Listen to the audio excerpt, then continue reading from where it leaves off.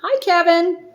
How's it going? So as we gather here today to talk about celebrate the life of Grandma Jane, the love she shared with Grandpa Chuck, the house they built, the house they built up on the ranch, and the legacy they left for future generations that was emboldened by them. It also reminds me of a of it also reminds me of a man named Horatio Spafford. Interesting name. Horatio Spafford was a man who knew loss. He knew struggle. He knew strife.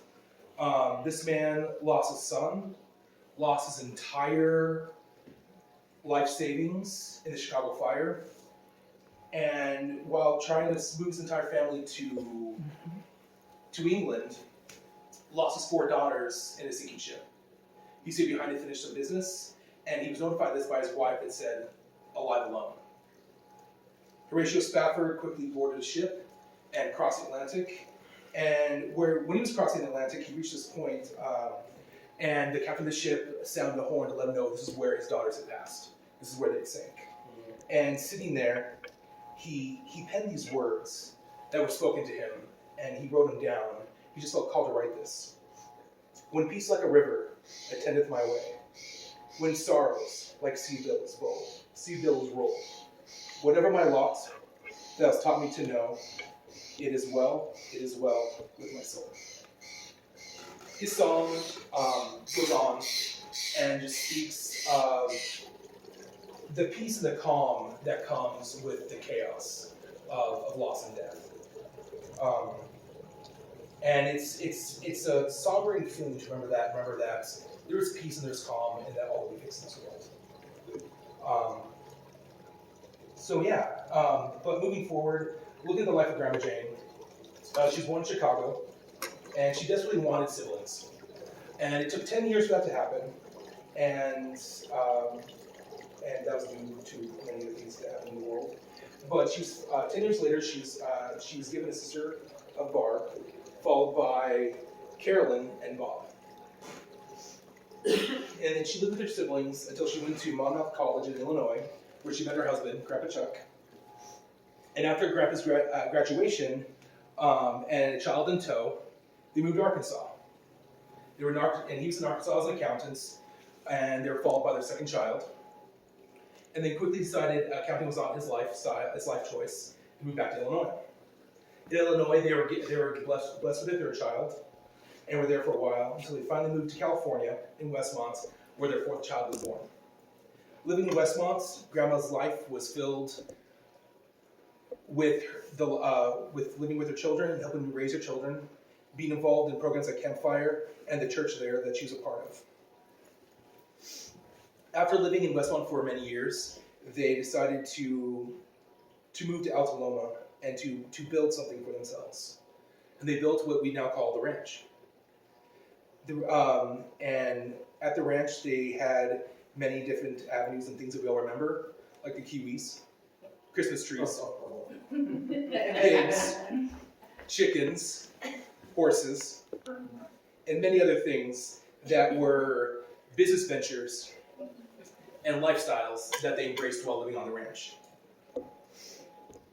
While Grandma's life was there on the ranch, her life continued to be blessed, and she continued to delve and invest her life into her children who were growing up and having children of their own, and then her own grandchildren.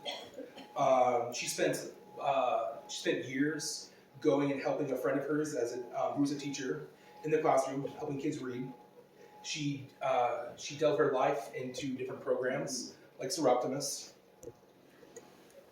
and also church and other places where she invested her life and invested in the lives of others.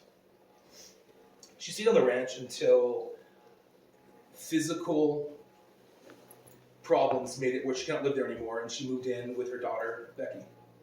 There she lived with Aunt Becky for years, lived a healthy, wonderful life, and was enriched by their family until her final passing.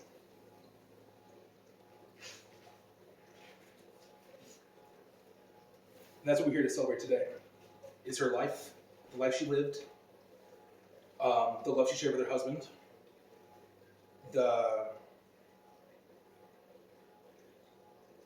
the house they built and the home they built for us and the ranch and the legacy they left behind for us to carry on. So at this moment, I'd like to open up to anyone else who'd like to speak, if anyone wants to speak or share anything today. Is everyone got okay? Move over. No, don't go far. I need you to stand next to me. I was trying to decide what I wanted to, if I wanted to say anything at all or not or whatever. But I found this song by Reba, because I love Reba, and the song just reminded me of Mom and what she was, what kind of a mother she was to me and to all of us. And it's about supporting us. She's always supported us in a positive way. She's never discouraged me ever. She never discouraged me ever to not do anything or to try something or to do something or to go somewhere and accomplish. As a result, honestly, she's had 4 incredibly accomplished daughters and has always encouraged all grandkids. I mean, how many degrees are in this room? A lot. Because Mom and Dad were both really, really supportive of that. But she's always been really supportive. So that's kind of my segue into introducing this song, because this song just made me think of Mom so much.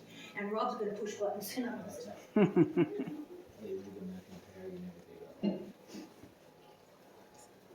Playing specific songs is only available with Amazon Music Unlimited. Here's a station based on Never Gave Up on Me by Reba McEntire. There you go.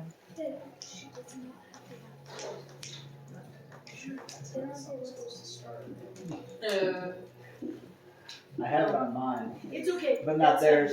This is not it. No, we don't have that high-priced app. It's all set up down there if we want to play it down there.